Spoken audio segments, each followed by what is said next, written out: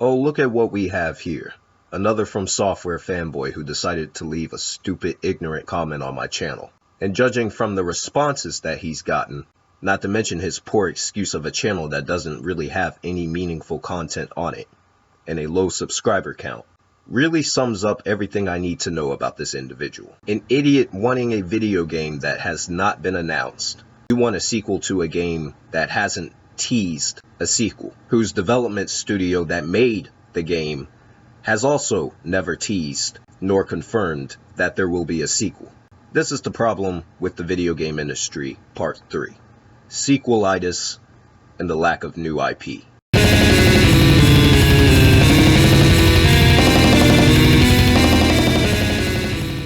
So I'm going to have Bloodborne playing in the background of this video because it serves as the perfect example of what I'm going to be discussing for this topic. One of the biggest issues with the video game industry is the fact that there is an overabundance of sequels and there's not enough new IP. Now, I'm not against sequels at all. I've bought most of the major releases that have come to retail since the PS4 and the Xbox One came to market, which at this point is going on 6 years ago. And most of the games that I have on my bookcase are sequels. So I'm not against sequels in any way, but the lack of new IP is an issue. There's only so many video game development studios in the industry, and there's only so many AAA game developers in the industry. And that number is dwindling down because the AAA market isn't sustainable for a few different reasons. The main reason of which is the fact that they're too expensive.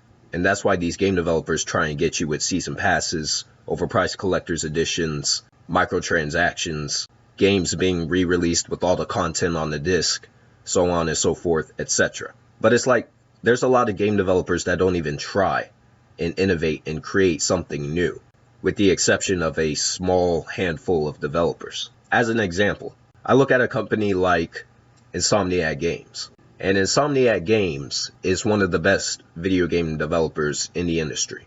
And one of the main reasons is because every single game that they make is different from their last game.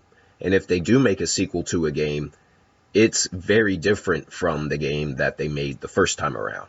And that hasn't always paid off in the past, but they're true innovators.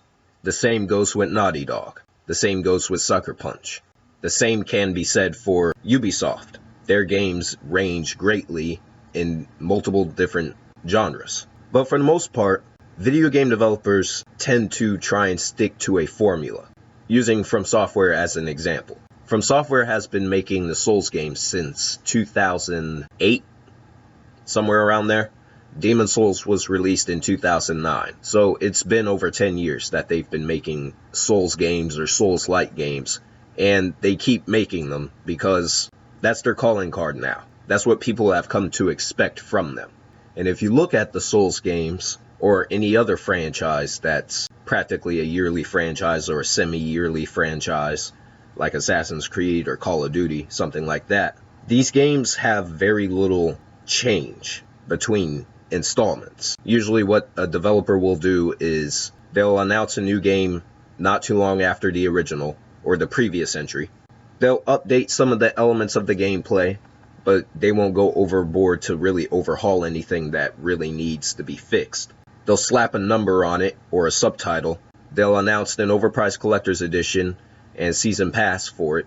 And because this is the modern video game industry, they'll include microtransactions, and they'll insert all of that into the game. Any content that's on the disc, some of it may be locked off and resold as DLC later.